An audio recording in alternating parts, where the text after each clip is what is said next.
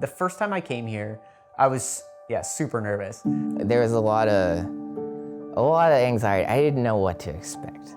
Your parents ask you, oh yeah, you're going on vacation to Georgia, what are you doing? You don't want to be like, so I met this guy online. Yeah, Georgia in the middle of the woods. Okay, I'm gonna tell everybody where I'm going. What's your address again? To be fair, I let Ryan come down the first meetup first, so just to see if he is gonna get murdered. I'm not gonna get murdered. You're really gonna go hang out in the woods with a bunch of internet people? And I'm like, yeah, I am. Once Kyle threw the idea out, it was just like, yeah, we're doing that. And we all went. I love going into stuff not really knowing about what it's about. And like, especially something like this, I feel like there's probably going to be surprises, twists, turns. I don't really know anything about what's going to happen. I just wanted to hear enough to entice myself to buy a plane ticket and get down here, but not actually like what's going to happen. Are we gonna have sticks and be beating each other the entire weekend? I had no idea. And that mystery pretty much was one of the reasons why I came down. I was comfortable just because I've been like playing with these guys for so long, and I've built relationships with these guys, and it's like I don't think Kyle even has a bad bone in his body. Like if he's doing something and I know how hard he works, it's gonna be kick-ass, it's gonna be a great time, and it's gonna be a blast, and it always is. So It totally blew away any expectations I had. Like I got here, he was like super organized, had created like this whole game. I think he spent 400 plus hours. He world builds this entire thing, and he put so much time and effort into it just for the enjoyment of 20, 25 people that he met on the internet. Like, it's crazy. And so that's been the tradition. It's just every year we get together once a year and we have a good time.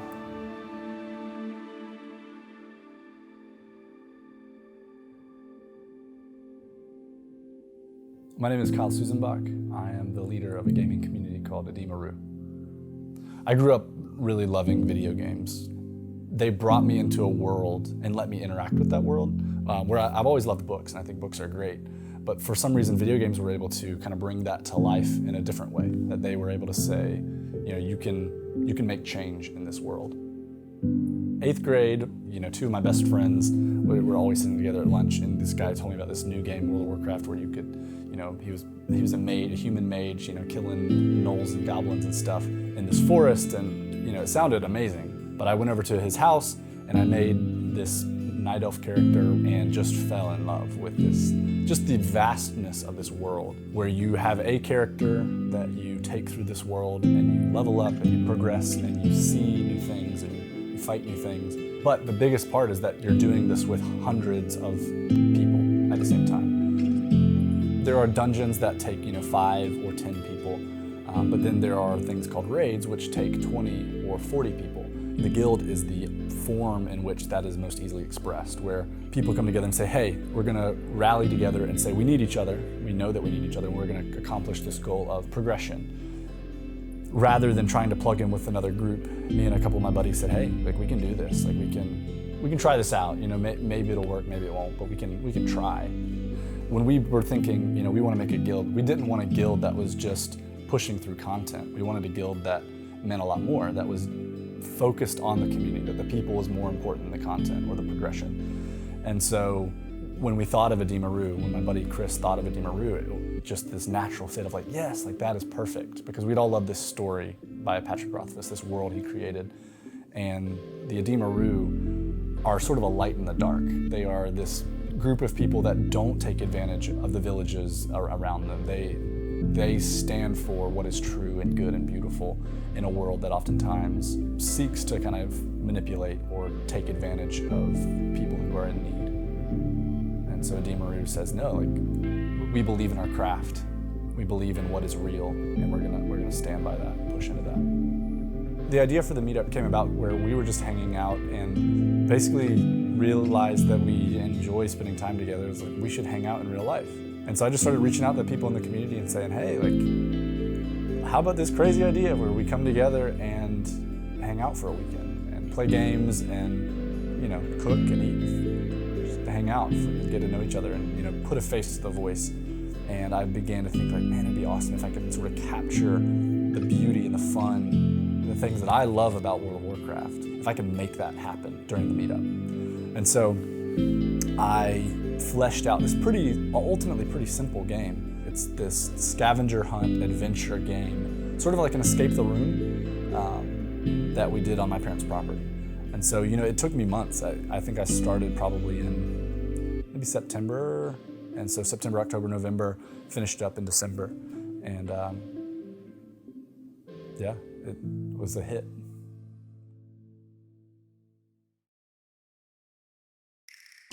It's hard to explain this experience to people. It's hard to explain the world it's just hard to explain what I try to do here to people.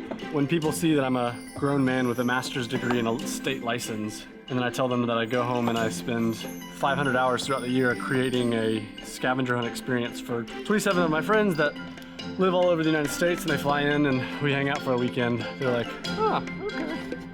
But the more I think I can bring people into it, the more that people can understand this is something really special. There's monsters all here, and then don't worry about it. Am I gonna be able to survive out there with those monsters? They're not out there yet. When you encounter a monster, you have to fight it. Okay, you're good. I feel like I have mostly wooden logs. Oh,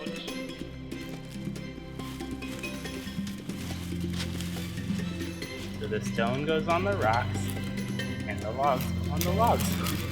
12:42 on the last day, and I am completing the first monster bag, and there are 40 of them, so hopefully we'll get finished. The crew's here! How's it going, dude?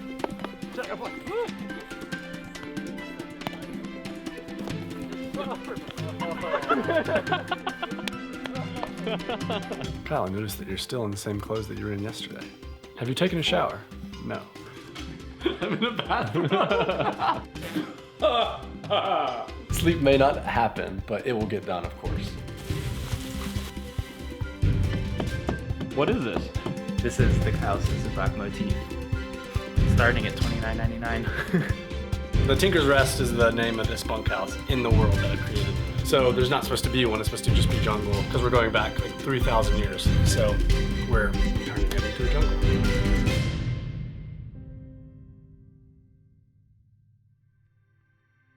So with this one, essentially you had to just take your dots and your dashes and you had to separate into 3 separate rows. And then you had to look at all the letters that were used, you had to see what letters were not used. How did you figure this out, I don't even understand that when you're explaining it. Yeah, I think I missed that one too. Okay, so yeah. Starting in January, I started releasing a piece of information to the guild every month, where it would be current content information, what's going on in the world of Heroes Respite, the meetup world that I've created. For this year, he went all out, and it ended up with a 7-part encrypted journal. And it was roughly telling the story of a troubled girl as she was going through her magical studies. So there's a young girl, she's 16 years old, her name is Ava, and her parents have been killed. So she enrolls at the Arcanum, which is the school of magic in the world.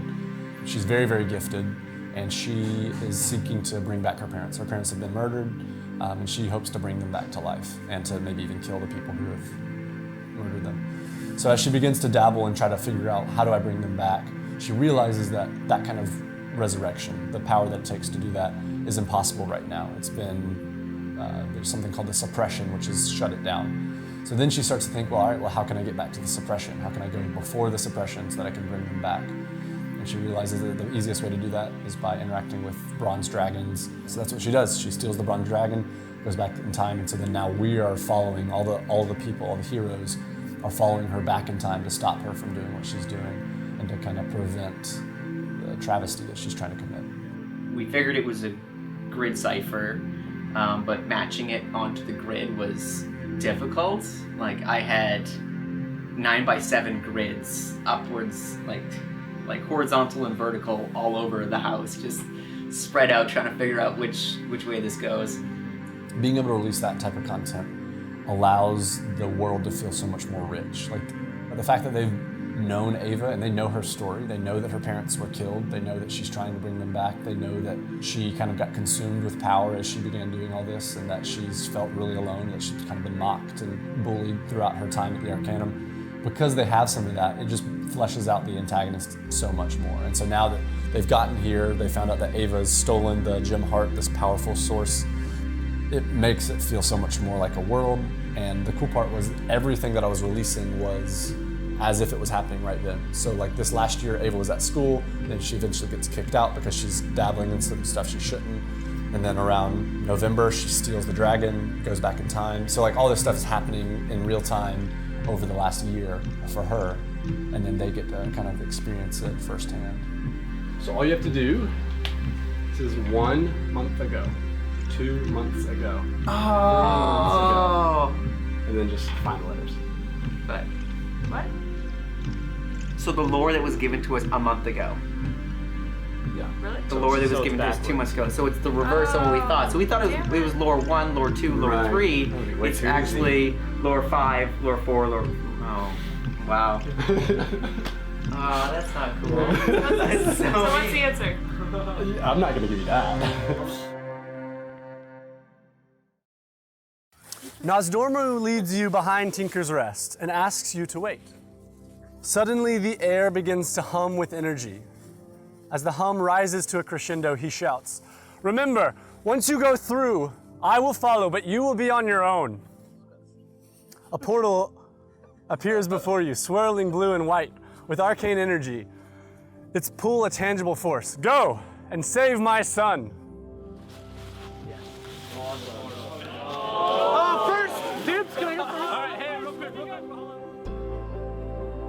The Tinker's Rest is nowhere to be seen. In its place, forest, bushes, some scampering critters.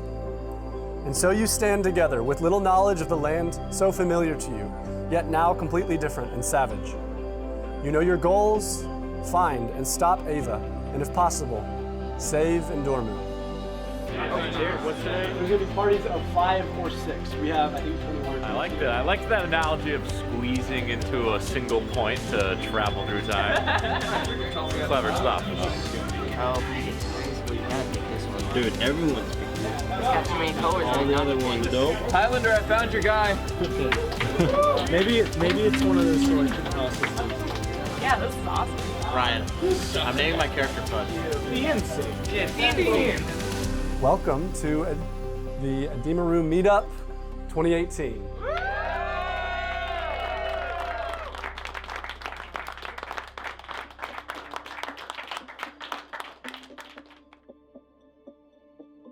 Picked up some rocks. We built some axes so we can chop down Got some destroyed trees. destroyed by some monsters. We got wrecked by a monster over here, pretty bad. Because you have to, so if you're wandering around and you see a monster, then you basically have to either fight it or go back. Yeah.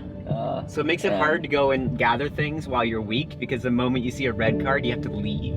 Yeah. So and then Or you can fight never it. come or fight it. Well, you can't fight it now. Yeah, because we're just gonna get wrecked. We start off fighting like wolves and antelopes. Endelope, which is I think that's the tier 1, the baseline. It's fighting an Endelope and fighting the raptors. We walk up to a first raptor and it like two-shots all of us. I'm like, crap, what the hell, man? We have no gear and this is like the first thing out the door and we can't go past it because every time you see something, you gotta go attack it. I don't even think we did any damage to it. It just wrecked us in like 2 rounds of us just sitting there not being able to do anything. We all had like 0 bonus AP, and these creatures you need to roll at least a 9 or a 10 to hit or whatever, and we're just like, there's no freaking way. Like, yeah, and then you're just getting your ass handed to you by a glorified antelope. We'd get stomped. We couldn't hit it. We didn't have gear. So we decided to wait until we had maybe some armor or some weapons or, some abilities. We found a dire wolf and it destroyed us. Well, we looked at it and it we died. We looked at it and it destroyed us by fear. And he's gonna hit me. He's gonna hit me for 3, so I'm down to 2, and I lose 1 armor. He needs heals. Okay. He's at 3. Should I do this? He'll die. Okay, you got 1 heal to spread out. But he's not that rookie. Just make me a map then. I can't. Not enough. It says I need small linen. map. Oh, one map? Oh, Yeah, shit. we can get Here's one personal. map for you, one map for you. You die here, you gotta go back to the home base or sanctuary. But the property is very big.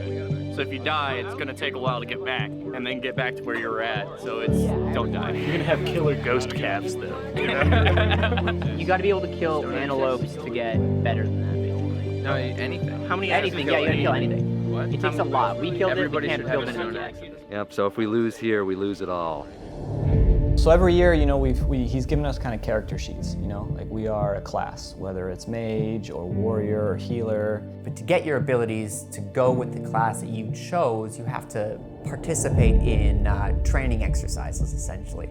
Like they're not hardcore or anything. They're usually pretty cheesy, pretty funny. We're in there picking up like rocks and throwing them into buckets and running like miles and doing marathon training and throwing like, I'm like, oh my God. So we had to track our way to the trees with spray paint on them. We had to try to control our heart rates, which was actually a lot more difficult than you'd think. I had to wrap the dog in toilet paper, pretending that it's bandages. And then for every activity, we get a new spell. These class abilities boost your AP. So as your AP goes up, your ability to hit whatever creature you are fighting also increases.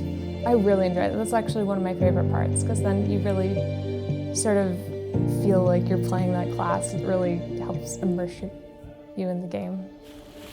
We can move, by the way. Oh, we can move? Oh, we can move. We ran, we did push-ups, we did pull-ups. It was a competition. He got 16 because he weighs 20 pounds. 3, 2, 1, go. Oh.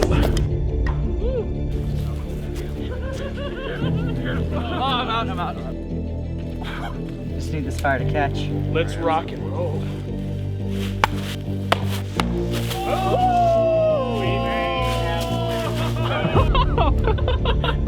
Just don't cut me. Oh, I told you that was gonna work. 27.49. Mama Bear, what happened? This one, this is the ability Raging Claw. Why did I not just grab my Reaver card with all of my abilities? Why did I have to go through a whole day of crazy shit to get my spells so that we could kill the first boss, so that we could even walk safely from the house to the other house? You know, it's about the spirit. What we all came together about, the overcoming obstacles and struggles, and you know, I would say that's why we had to earn it, why we didn't just get our characters with our characters' stats. We had to level up. We had to train. We trained.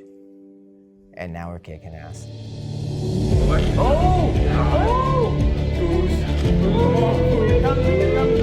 Nice! Boom! Now we can go to the other raptor and harvest that one. Damn it. Sharpness! Sharpness! This only Did you heal the target by 3? What are the odds he falls in? Oh! We're good!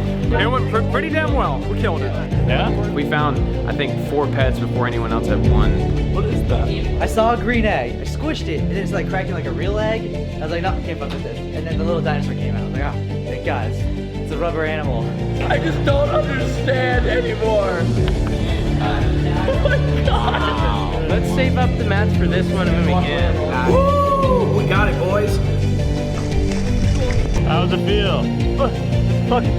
Oh. What do you want from me, Roy? Nothing. I can't do nothing. Nothing you can do will help this situation at all. And so as a tank, you gotta save him. Don't take me for granted. The tail was riveting, but he croaked. Alright, so we got 7, right? Easy game, easy life.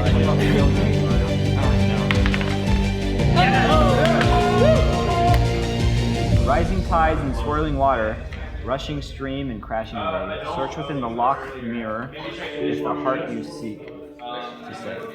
So we gotta go back to that little pond and we gotta find the piece that's missing from him. Or this one. What's that? Ooh. No, the lock, isn't the lock up there? Or is this the lock? Where's the map?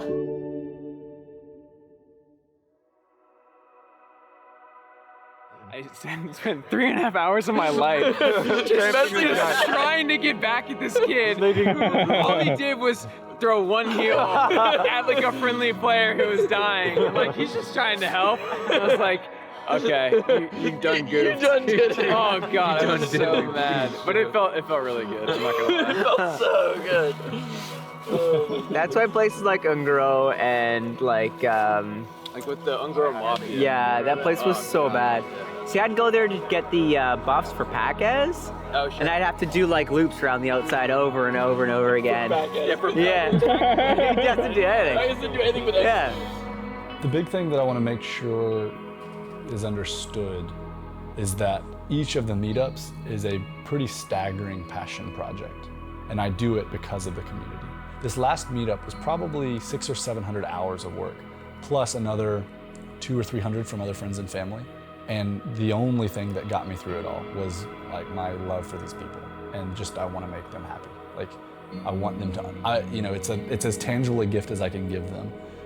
The amount of work that goes into this, like you have to have someone who's dedicated to it and cares enough about it to actually do it. A lot of people all talk, but like even from what I've heard, I still can't fathom how much more that goes on beyond the scenes that I don't know about. And then it just all happens in one weekend, and like it's like an iceberg, right? Like 90% is under the surface, and then for the 10% where we get to enjoy it for one weekend, it's crazy. Yeah. Very much. So much of our experience, so much of our community is based in entertainment. When we play video games, drinking games, the meetup game, and this is one time where everybody's just themselves connecting with each other, and all we have is a fire to entertain us.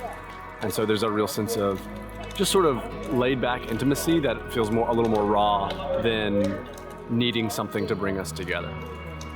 Let me think. 1, 2, 3, 4, 5 different guilds I've raided with over the years, like seriously raided with for months and months and months. This similar environment never came up. It was always, the goal is to accomplish these things, accomplish the raid content.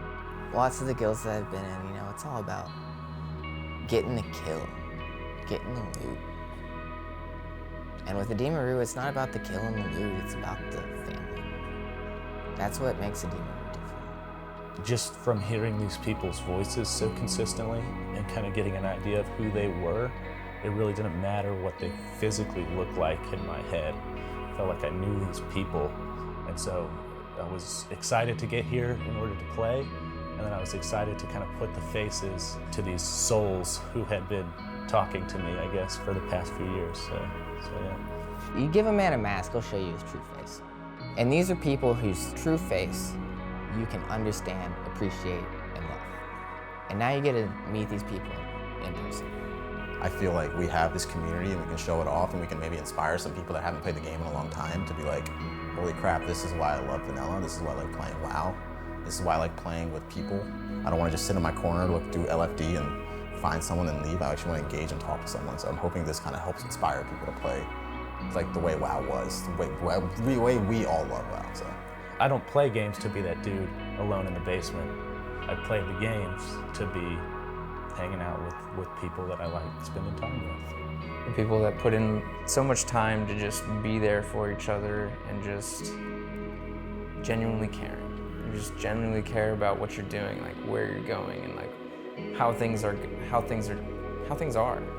at the end of the day, that's what really matters. Not the personal accomplishments or anything like that, but just being surrounded by great people. Some of my best friends, people that I never get to spend time with.